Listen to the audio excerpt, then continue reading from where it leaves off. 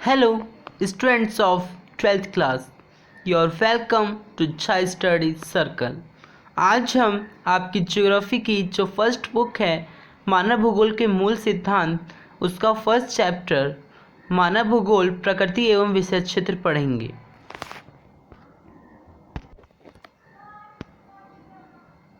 Students, तो इसमें जो है हम मानव भूगोल की कुछ परिभाषाओं पर सबसे पहले ध्यान दे लेते हैं। ठीक है, कि मानव भूगोल है क्या। ओके, तो रेड जेल जो है सबसे पहले मानव भूगोल को परिभाषित करते हैं और ये कहते हैं कि मानव भूगोल मानव समाजों और धरातल के बीच संबंधों का संश्लेषित अध्ययन है। ठीक है, इस परिभाषा में संबंधों के संश्लेषण पर ज़्यादा जोर दिया गया है, इसमें समन्वय पर जोर दिया गया है। ठीक है, और अगली जो हमारी परिभाषा है वो है एलन सी सैंपल की।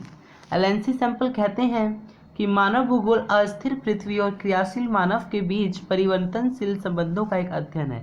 मतलब इसमें संबंधों की परिवर्तनशीलता पर ज़्यादा ध्यान दिया गया है। ठीक है, और इसमें संबंधों की गत्यात्मकता एक मुख्य शब्द है।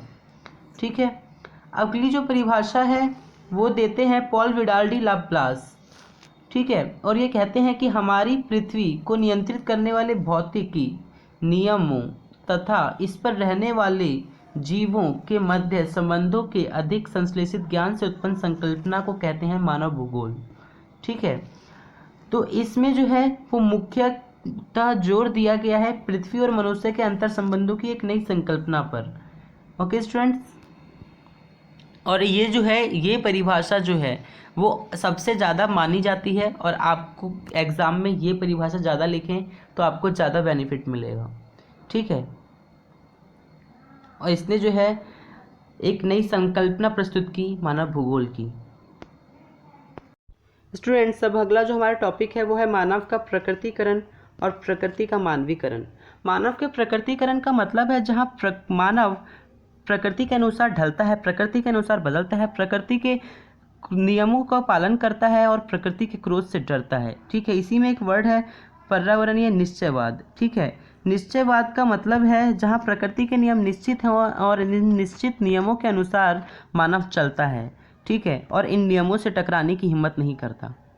ओके, और फिर अगला जो पॉइंट है वो है मानव का प्रकृति का मानवीकरण। ठीक है, प्रकृति के मानवीकरण में एक पॉइंट है संभावनावाद या संभववाद। ठीक है, इसके अनुसार मानव प्रकृति की दी हुई संभावनाओं का प्रयोग करते हुए अपने विकास के अवसर चुनता है और अपने आप को प्रकृति पर विजय पाता है और अब प्रकृति को अपने अनुसार ढालने की कोशिश करता है। ठीक है, इसमें जैसे कि आपने गर्मी के मौसम में एसी चला लिया, ठीक है, और सर्दियों के मौसम में आप हीटर जला लिया, तो ये जो है वो आप प्रकृति को चैलेंज कर रहे हो, प्रकृति को आप चैलेंज करके उस पर विजय प्राप्त कर रहे हो। ठीक है, अन्य एक भूगोलवेत्ता थे ग्रिफिथ टेलर, जिन्होंने एक पर्यावरणीय निश्चयवाद और संभववाद के बीच का एक मार्ग निकाला। ठीक है, और इसका एक मध्यम मार्ग निकाला जिसे कहा गया नव निश्चयवाद, और इसे रुको और जाओ निश्चयवाद भी कहा जाता है, रुको और बढ़ो का सिद्धांत। ठीक है, तो इसके अनुसार जैसे आपको ट्रैफिक सिग्नल्स पे आप ट्रैफिक सिग्नल्स के रूल फॉलो करते हो कि लाल बत्ती चलने पे आप रुक जाओगे, हरी बत्ती चलने पे आप आगे बढ़ोगे, तो वैसे ही रूल्स आपको फॉलो करने पड़ेंगे प्रकृति के साथ अपने विकास के अवसर चुनते हुए भी। ठीक है, जब प्रकृति आपको रोकने की कोशिश करे तो आप रुक जाइए। ठीक है, जब वो रेड सिग्नल दे तो आप रुक जाइए, और जब प्रकृति आपको अवसर दे तो आगे बढ़िए। ठीक है, प्रकृति के नियमों से टकराइए मत। ठीक है, तो ये जो है प्रकृति के नियमों का पालन करते हुए आप अपना विकास कीजिए, ये है नव निश्चयवाद। स्टूडेंट्स, इसमें जो हमारा अगला टॉपिक है वो है मानव भूगोल की प्रकृति। ठीक है, मतलब मानव भूगोल की प्रकृति कैसी है, इसका नेचर कैसा है। ओके, तो मानव भूगोल एक मानव केंद्रित विज्ञान है। इसका जो केंद्र बिंदु है, इसका जो सेंटर पॉइंट है वो है मानव। ठीक है, मानव भूगोल मानव पारिस्थितिकी है, मतलब ये मानव के पर्यावरण से संबंध को दर्शाता है। ठीक है, मानव भूगोल के तत्व पार्थिव एकता से संबंधित हैं, मतलब ये पृथ्वी और मानव की एकता से संबंधित हैं। ठीक है, मानव भूगोल एक सामाजिक विज्ञान है, मतलब ये एक सोशल साइंस है, ये समाज का एक विज्ञान है, क्योंकि समाज में मानव रहते हैं, ठीक है। और मानव भूगोल क्षेत्रीय भिन्नताओं पर आधारित है, ये क्षेत्रीय भिन्नताओं, ठीक है, डाइवर्सिटी पर आधारित है, ठीक है, कहाँ पर कैसे लोग रहते हैं, कहाँ की संस्कृति कैसी है। ओके स्टूडेंट्स, अगला जो हमारा पॉइंट है वो है समय के गलियारों से मानव भूगोल, ठीक है। तो मानव भूगोल के इतिहास की जड़ें यदि हम खोजें तो इसकी इतिहास की जड़ें उस समय से हैं जब से इस ब्रह्मांड की उत्पत्ति हुई या जब से इस ब्रह्मांड का अस्तित्व है, ठीक है। और वहाँ से ये विकास करता हुआ आगे बढ़ा है, जब पृथ्वी का विकास हुआ, जब मानव का विकास हुआ, और धीरे धीरे पहले तो जल यात्रा करना, समुद्री यात्रा करना भी संभव नहीं था, यात्रा करना काफ़ी कठिन था। तो इंसान के पास एक सीमित ज्ञान था, एक सीमित क्षेत्र था, एक सीमित पैराडाइम था भूगोल के बारे में जानने के लिए। केवल वो अपने क्षेत्र और आकाश के बारे में जो थोड़ा बहुत जानता था वो जानता था। और धीरे धीरे उपनिवेश युग आता है, धीरे धीरे उपनिवेश युग आता है, जिसमें उपनिवेश की होड़ में लगे हुए मानव, उपनिवेश की होड़ में लगे हुए देश और व्यापार के होड़ में लगे हुए कुछ कंपनियां आगे बढ़ती हैं और जल यात्राएं कर करके यूरोप से तरह तरह के महाद्वीपों में और तरह तरह के देशों में जाती हैं, वहाँ उन्हें अपना उपनिवेश बनाती हैं, ठीक है। और वहाँ के क्षेत्रों के बारे में जानती हैं कि वहाँ पे कैसी खेती वगैरह होगी, ठीक है। और समुद्री रास्तों के बारे में जानती है, ठीक है। तो यहाँ से जो है भूगोल का क्षेत्र बढ़ता है। यदि स्टूडेंट्स आप मानव भूगोल का समय के साथ विकास जानना चाहते हैं तो आप इस सारणी को देख सकते हैं। इसमें उपनिवेश युग से शुरुआत की गई है, ठीक है। उपनिवेश युग में जो मानव भूगोल का उपागम था वो था अन्वेषण और विवरण। इसमें जो है साम्राज्यवादियों और व्यापारिक रुचि जो रखते थे, उन्होंने जो है उपनिवेश स्थापित करने के उद्देश्य से खोजों और अन्वेषणों को प्रोत्साहित किया, ठीक है।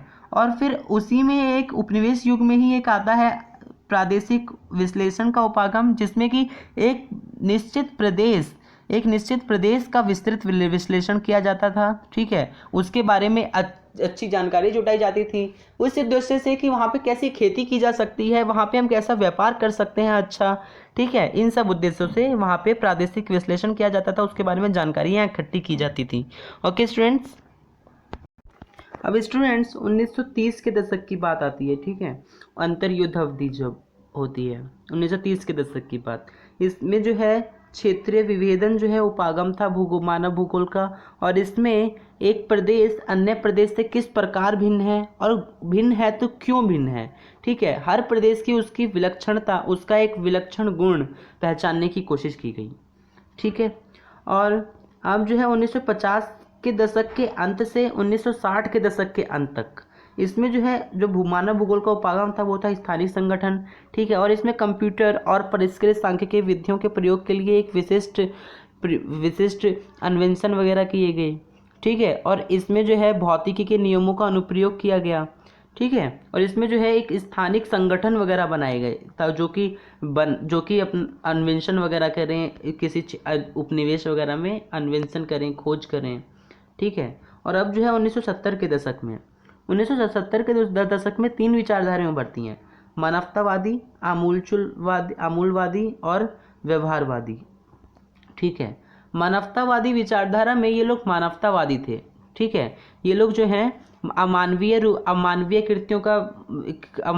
कृत्यों का जो है भर्त्सना करते थे, ठीक है। और आमूलचूलवादी जो थे वो पूरी तरीके से बदलना चाहते थे व्यवस्था को, मतलब वो अन्वेषणों के तरीके को बदल देना चाहते थे, ठीक है। और व्यवहारवादी जो थे वो मानव व्यवहार का अध्ययन करने पर ज़्यादा जोर देते थे, ठीक है। और भूगोल में उत्तर आधुनिकवाद 1990 का दशक में जो है उत्तर आधुनिकवाद ये उपागम था, ठीक है। इसमें जो है वृहत सामान्यीकरण तथा सामान्य दशाओं की व्याख्या करने वाले वैश्विक सिद्धांतों की प्रयोज्यता पर प्रश्न उठाए गए, ठीक है। इसमें जो है वैश्विक सिद्धांतों पर प्रश्न उठाए गए और अपने आप में प्रत्येक स्थानीय संदर्भ की समझ और महत्व पर जोर दिया गया। ओके स्टूडेंट्स, तो अभी हमने समय के गलियारों से मानव भूगोल का पॉइंट ख़त्म किया है, और अब हमारा नेक्स्ट जो पॉइंट है वो है मानव भूगोल के क्षेत्र और उपक्षेत्र। ओके स्टूडेंट, अब हम इसके बारे में जानेंगे। स्टूडेंट्स, मानव भूगोल के क्षेत्र, ये सारणी दी गई है आपको, ठीक है। यहाँ पे आपको मानव भूगोल के क्षेत्र लिखे हैं, यहाँ उपक्षेत्र लिखे हैं, और यहाँ जो है उनके बारे में लिखा है, ठीक है। देखिए, पहला जो आपका क्षेत्र है वो है सामाजिक भूगोल। सामाजिक भूगोल में जो आपका पहला उपक्षेत्र है वो है व्यवहारवादी भूगोल। व्यवहारवादी भूगोल जो है वो मनोविज्ञान का अध्ययन करता था, ठीक है। और सामाजिक कल्याण का भूगोल वो कल्याणकारी अर्थशास्त्र, ठीक है। देखिए, जो कल्याणकारी अर्थशास्त्र की जो विचारधारा थी वो सबसे पहले जो है इंग्लैंड से पनपी थी, ठीक है।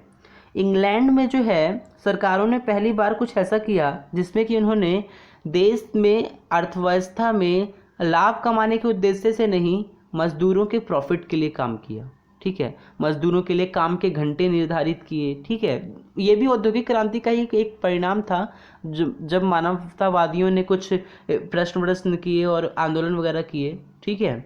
तो ये सब जो है इंग्लैंड से ये विचारधारा पनपी थी कल्याणकारी अर्थशास्त्र की। फिर था अवकाश का भूगोल, ठीक है। ये भी समाजशास्त्र का ही पार्ट है, अवकाश, ठीक है। अब सांस्कृतिक भूगोल, ये भी मनोविज्ञान का अध्ययन करता है, मतलब कहाँ की संस्कृति कैसी है, कहाँ की संस्कृति जैसी भी है वो क्यों है, ठीक है। देखिए, अरब के लोग जो है वो इस्लाम संस्कृति को ज़्यादा मानते थे। इस्लाम का जो उदय हुआ वो अरब से हुआ। अब इसके पीछे भी एक कारण है।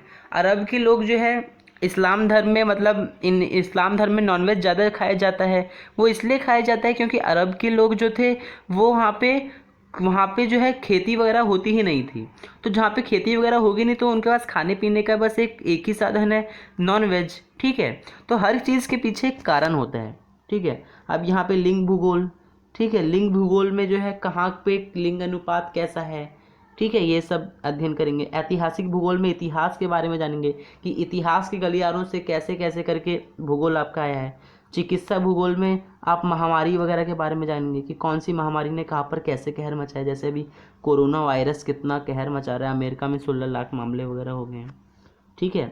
अब जो है नगरीय भूगोल, नगरीय भूगोल में आप नगरीय अध्ययन, नगरीय नियोजन के बारे में, ठीक है, नगर में जो योजनाएं वगैरह बनती हैं उनका नियोजन करेंगे। अब नेक्स्ट जो पॉइंट है वो है राजनीतिक भूगोल का।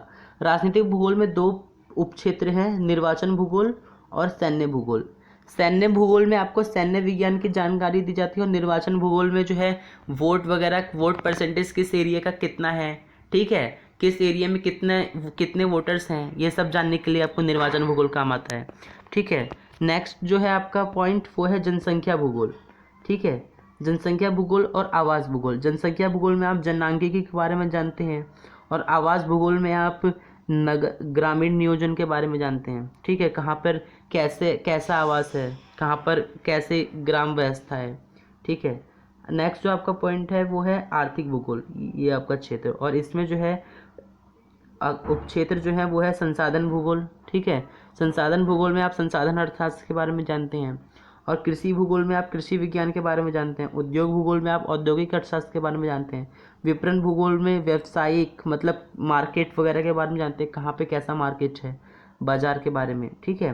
पर्यटन भूगोल में कहाँ का पर्यटन प्रबंध वगैरह, यात्रा वगैरह कैसी है कहाँ की, ठीक है, पर्यटन ज़्यादा कहाँ पे है। और अंतर्राष्ट्रीय व्यापार के भूगोल में व्यापारिक मार्गों के बारे में आप जानते हैं, और व्यापार के सुगम रास्ते वगैरह किस साइड से हैं, ठीक है, और कहाँ का व्यापार किस देश से ज़्यादा होता है। स्टूडेंट्स, तो यहाँ पे जो है हमारा भूगोल का ये चैप्टर, फर्स्ट चैप्टर आपका ख़त्म होता है। स्टूडेंट्स, आप इस वीडियो को लाइक कीजिए, शेयर कीजिए अपने फ्रेंड्स के साथ, और हमारे चैनल को सब्सक्राइब ज़रूर कर लें, क्योंकि हम आपके लिए एकेडमिक्स की सारी वीडियोस लाते रहते हैं, ओके। और हमारा चैनल बिल्कुल फ्री है। बेल आइकन ज़रूर दबा लें ताकि हमारे सभी वीडियोस की नोटिफिकेशंस आपको जल्द से जल्द पहुंच जाए। थैंक्स।